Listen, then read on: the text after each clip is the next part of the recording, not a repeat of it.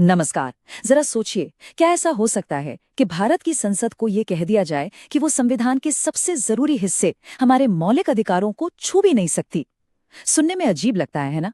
पर ये सच में हुआ था। ये कहानी उसी ऐतिहासिक दिन की है जब आईसी गोलकनाथ बनाम पंजाब राज्य मामले में सुप्रीम कोर्ट और संसद आमने सामने आ गए। और यकीन मानिए, उस दिन भारत का पूरा संवैधानिक भविष्य ही दांव पर लग गया था। देखिए, बात शुरू होती है 1947 से। आज़ादी के साथ एक सपना देखा गया था, एक नए भारत का, जहां हर किसी को सामाजिक और आर्थिक न्याय मिलेगा। लेकिन इस सपने के सामने एक बहुत बड़ी, बहुत पुरानी दीवार खड़ी थी, जमींदारी प्रथा की।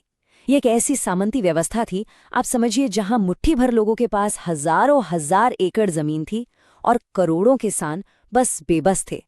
तो इस व्यवस्था को तोड़ना, इस दीवार को गिराना, नए भारत के लिए सबसे पहली और सबसे बड़ी चुनौती थी। और बस यहीं से शुरू हुआ असली टकराव। एक तरफ सरकार का सामाजिक न्याय का मिशन था, जमीन को बांटने का वादा, और दूसरी तरफ खुद संविधान में दिए गए मौलिक अधिकार थे, खासकर संपत्ति का अधिकार।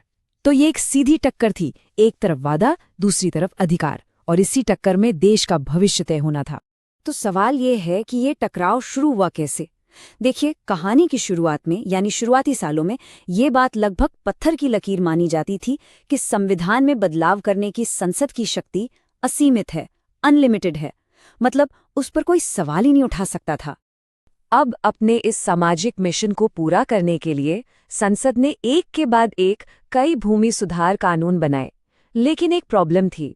जैसे ही ये कानून बनते, जमींदार इन्हें अदालतों में चुनौती दे देते थे, ये कहकर कि ये उनके मौलिक अधिकारों का हनन है। तो संसद ने कह सकते एक अनोखा रास्ता निकाला। उन्होंने संविधान में ही संशोधन करके एक सुरक्षा कवच बना दिया, जिसे हम 9वीं अनुसूची या 9th शेड्यूल कहते हैं। और इसका काम क्या था? सिंपल, इसमें जो भी कानून डाल दिया गया, उसे अदालत में चुनौती नहीं दी जा सकती थी। Problem solved. और देखिए, ये कोई हवा में कही गई बात नहीं थी। गोलकनाथ केस से पहले, जैसा कि हम देख सकते हैं, सुप्रीम कोर्ट ने 2 बड़े मामलों में, पहला शंकरी प्रसाद और फिर सज्जन सिंह, ये बिल्कुल साफ कर दिया था कि हाँ, संसद के पास संविधान का कोई भी हिस्सा, यहाँ तक कि मौलिक अधिकारों को भी बदलने की पूरी शक्ति है। ये उस वक्त का, आप कह लीजिए, सेटल्ड लॉ था, इस पर कोई बहस नहीं थी।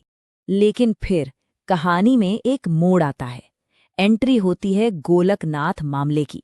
एक ऐसा केस जो शुरू तो एक परिवार के निजी संघर्ष से हुआ, लेकिन उसने इस पूरी सेटल्ड कानूनी स्थिति को जड़ से हिलाकर रख दिया। तो कहानी है पंजाब के गोलकनाथ परिवार की। उनके पास 550 एकड़ से ज्यादा जमीन थी। लेकिन फिर 1953 में एक कानून आया, जिसके तहत सरकार ने उनकी ज्यादातर जमीन को सरप्लस, यानी कि अतिरिक्त घोषित कर दिया और उसे अपने कब्जे में ले लिया। जाहिर है, परिवार ने सरकार के इसी फैसले को अदालत में चुनौती दी। पर यहाँ एक ट्विस्ट है। उनकी चुनौती सिर्फ अपनी जमीन बचाने के लिए नहीं थी। नहीं, उन्होंने एक ऐसा फंडामेंटल सवाल उठाया जिसने भारत के पूरे संवैधानिक ढांचे को हिला दिया। सवाल क्या था? सवाल ये था कि क्या संसद, जो संविधान में संशोधन करती है, उसे अनुच्छेद 13 के तहत एक कानून माना जा सकता है? अब ये सवाल इतना जरूरी क्यों था? वो इसलिए क्योंकि संविधान का अनुच्छेद 13(2) बिल्कुल साफ साफ कहता है कि सरकार कोई भी ऐसा कानून नहीं बना सकती जो मौलिक अधिकारों को छीनता हो या कम करता हो। तो लॉजिक बहुत सीधा था। अगर संविधान संशोधन भी एक कानून है, तो फिर वो भी मौलिक अधिकारों का उल्लंघन नहीं कर सकता। सिंपल। तो अब पूरी बहस इस एक बात पर आकर टिक गई कि संसद की शक्ति आखिर है क्या। देखिए, 2 तरह की शक्तियों की बात हो रही थी। एक है संविधान निर्मात्री शक्ति, यानी संविधान बनाने या उसमें बड़ा बदलाव करने की सुप्रीम पावर, और दूसरी है सामान्य विधायी शक्ति, मतलब संविधान के दायरे में रहकर रोजमर्रा के कानून बनाने की लिमिटेड पावर। अब असली सवाल यही था कि जब संसद आर्टिकल 368 के तहत संविधान को अमेंड करती है, तो वो इन दोनों में से कौन सी शक्ति का इस्तेमाल कर रही है। और फिर आया सुप्रीम कोर्ट का वो ऐतिहासिक फैसला। एक ऐसा फैसला जो किसी संवैधानिक भूचाल से कम नहीं था। एक ऐसा फैसला जिसने भारत की राजनीतिक और कानूनी व्यवस्था में, आप समझिए, एक तूफान ला दिया। ये कोई छोटा मोटा फैसला नहीं था। इसे 11 जजों की एक बहुत बड़ी बेंच ने सुनाया था। और नतीजा? 6 के मुकाबले 5 का बहुमत। मतलब बिल्कुल एक धागे भर का अंतर। बस इसी से अंदाजा लगाया जा सकता है कि ये मुद्दा कितना ज्यादा विवादास्पद और गंभीर रहा होगा। जिन 6 जजों ने बहुमत का फैसला दिया, उन्होंने एक ऐतिहासिक बात कही। उन्होंने कहा कि मौलिक अधिकार वो सिर्फ कानून नहीं है, बल्कि ट्रांसेंडेंटल एंड इम्यूटेबल हैं। मतलब ये कि उन्हें एक पवित्र दर्जा दिया गया है। वो अलौकिक हैं, जिन्हें बदला नहीं जा सकता। वो इतने ऊंचे और स्थायी हैं कि संसद की पहुंच से भी बाहर हैं। तो फैसले का निचोड़ क्या था? बहुत बड़ा। सुप्रीम कोर्ट ने अपने ही पुराने फैसलों को पलट दिया और 2 टूक कह दिया, हाँ, संवैधानिक संशोधन भी अनुच्छेद 13 के तहत एक कानून ही है। और इसका सीधा मतलब ये था कि अब से संसद ऐसा कोई भी संशोधन नहीं कर सकती जो मौलिक अधिकारों को छीनता या कम करता हो। Full stop. लेकिन अब एक बहुत बड़ी मुश्किल खड़ी हो गई। अगर संसद मौलिक अधिकारों को बदल ही नहीं सकती थी, तो अब तक जो संशोधन हो चुके थे, जो भूमि सुधार हो चुके थे, उनका क्या होगा? क्या सब रद्द हो जाएगा? इससे तो देश में अराजकता फैल जाती। तो इसी से बचने के लिए कोर्ट ने एक बहुत ही क्रिएटिव रास्ता निकाला।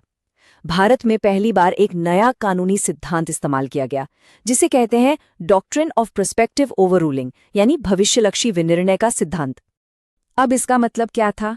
बहुत सिंपल। कोर्ट ने कहा, नंबर 1, अब तक जो भी संशोधन हो चुके हैं, जैसे पहला और चौथा, वो सब वैध रहेंगे, उन्हें नहीं छेड़ा जाएगा। नंबर 2, हमारा ये गोलकनाथ का फैसला आज की तारीख से आगे लागू होगा। और नंबर 3, आज के बाद भविष्य में कोई भी संशोधन मौलिक अधिकारों का उल्लंघन नहीं कर सकता। तो इस तरह अतीत को सुरक्षित कर दिया गया और भविष्य के लिए एक लक्ष्मण रेखा खींच दी गई। पर क्या आपको लगता है कहानी यहाँ खत्म हो गई? बिल्कुल नहीं। ये तो बस इंटरवल था। न्यायपालिका ने अपना दांव चल दिया था और अब टकराव के अगले दौर में बारी संसद की थी। लेकिन आगे बढ़ने से पहले हमें उन 5 जजों की बात करनी होगी जो बहुमत के फैसले से असहमत थे। उनका तर्क सीधा था, संशोधन कानून नहीं होता और संविधान बदलने की असली और सर्वोच्च शक्ति संसद के पास ही है। भले ही उस दिन उनकी ये राय हार गई, लेकिन याद रखिएगा, यही असहमति, यही डिसेंटिंग ओपिनियन कुछ साल बाद भारतीय संविधान के सबसे बड़े, सबसे महत्वपूर्ण सिद्धांत यानी बेसिक स्ट्रक्चर डॉक्ट्रिन की नींव बना। ये बहुत जरूरी है। और संसद ने जवाब देने में देर नहीं लगाई। वो चुप नहीं बैठी। 1971 में संसद ने 24वां संवैधानिक संशोधन पास किया, जो कि गोलकनाथ फैसले का एक सीधा और करारा जवाब था। इस संशोधन ने हर शक को खत्म करते हुए साफ साफ लिख दिया कि संसद के पास संविधान के किसी भी हिस्से को, किसी भी अनुच्छेद को बदलने की पूरी शक्ति है। तो हम ये समझ सकते हैं कि गोलकनाथ मामला अपने आप में कोई अंत नहीं था, बल्कि ये उस अंतिम संवैधानिक संतुलन को ढूंढने की राह में एक बहुत ही जरूरी पड़ाव था। एक ऐसा पड़ाव जिसने भारत के लोकतंत्र की आज की रूपरेखा तय करने में बड़ी भूमिका निभाई। इस पूरी खींचतान को हम इस टाइमलाइन से समझ सकते हैं। देखिए, ये एक पेंडुलम की तरह है। 1951 में शंकरी प्रसाद में कहा गया कि संसद की शक्ति एब्सोल्यूट है। 1967 में गोलकनाथ ने पेंडुलम को दूसरी तरफ धकेल दिया और कहा कि शक्ति है ही नहीं।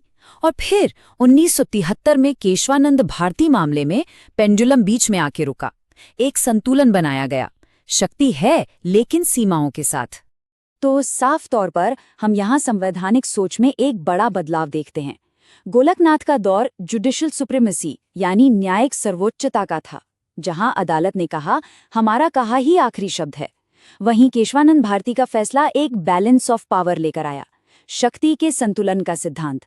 इसने संसद को संशोधन की शक्ति तो वापस दे दी, लेकिन एक शर्त के साथ कि वो संविधान के मूल ढांचे को नहीं छू सकती और उसकी रक्षा की जिम्मेदारी न्यायपालिका की होगी। तो चलिए, रिवीजन के लिए इस पूरे मामले के सबसे जरूरी पॉइंट्स को फटाफट दोहरा लेते हैं। पहला, गोलकनाथ ने मौलिक अधिकारों में संशोधन करने पर रोक लगा दी। दूसरा, इसने कहा कि संवैधानिक संशोधन अनुच्छेद 13 के तहत एक कानून है। तीसरा, इसने भारत में पहली बार प्रोस्पेक्टिव ओवररूलिंग के सिद्धांत को पेश किया। और चौथा, जो शायद सबसे ज्यादा जरूरी है, इस केस की जो असहमति थी उसी ने आगे चलकर केशवानंद भारती में बेसिक स्ट्रक्चर डॉक्ट्रिन का आधार तैयार किया। तो गोलकनाथ के टकराव ने शक्ति का एक नया संतुलन तो बना दिया, लेकिन ये अपने पीछे एक बहुत बड़ा सवाल छोड़ गया। एक ऐसा सवाल जिसका जवाब आज तक तलाशा जा रहा है कि आखिर संविधान का ये मूल ढांचा या बेसिक स्ट्रक्चर जिसकी रक्षा की जिम्मेदारी सुप्रीम कोर्ट के पास है, वो असल में है क्या? और ये एक कहानी है किसी और दिन के लिए।